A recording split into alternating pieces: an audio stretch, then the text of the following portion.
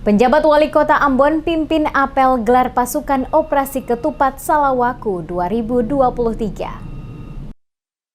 Penjabat Wali Kota Ambon Baduwin Watimena memimpin apel gelar pasukan Operasi Ketupat Salawaku 2023 sebagai bentuk kesiapan jajaran kepolisian dan berbagai pihak terkait menjelang dan sesudah Idul Fitri 1444 Hijriah. Upacara ini melibatkan anggota Polri, Polresta Pulau Ambon dan Pulau-Pulau Lease, Kodim 1504, Satpol PP, Dinkes, Dishub, Damkar, serta BPBD dan Rapi. Berlangsung di Lapangan Merdeka pada Senin 17 April. Penjabat Wali Kota juga membacakan amanat Kapolri Jenderal Listio Sigit Prabowo yang intinya menyebutkan pelaksanaan Operasi Ketupat 2023 didukung TNI, pemerintah daerah, dan pemangku kepentingan lainnya selama 14 hari sejak 18 April hingga 1 Mei 2023. Disebutkan apel gelar pasukan merupakan bentuk pengecekan akhir kesiapan pelaksanaan Operasi Ketupat 2023. Kegiatan ini juga merupakan wujud nyata sinergitas Polri dengan stakeholder terkait dalam rangka mengamankan mudik dan perayaan Hari Raya Idul Fitri 1444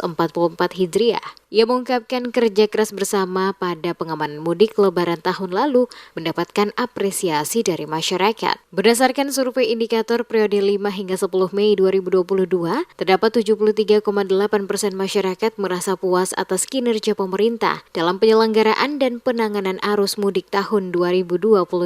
Penilaian positif tersebut jelasnya harus menjadi pemacu semangat sehingga pengamanan mudik tahun 2023 mampu dilaksanakan lebih baik. Terlebih lagi, Kemenhub RI memperkirakan potensi pergerakan masyarakat akan mengalami peningkatan dari 85,5 juta orang pada tahun 2022 menjadi 123,8 juta orang pada tahun 2023 atau meningkat 44,8%. Apel gelar pasukan merupakan bentuk pengecekan akhir kesiapan pelaksanaan Operasi Ketupat 2023. Kegiatan ini juga merupakan wujud nyata sinergitas Polri dengan stakeholder terkait dalam rangka mengamankan mudik dan perayaan Hari Raya Idul Fitri 1444 Hijriah. Seperti kita ketahui bahwa kerja keras bersama pada pengamanan mudik Lebaran tahun lalu mendapatkan apresiasi dari masyarakat. Berdasarkan survei indikator periode 5 sampai dengan 10 Mei 2022, terdapat 73,8% masyarakat merasa puas atas kinerja pemerintah dalam penyelenggaraan dan penanganan arus mudik tahun 2022. Penilaian positif tersebut harus menjadi pemacu semangat sehingga pengamanan mudik tahun 2023 mampu dilaksanakan lebih baik.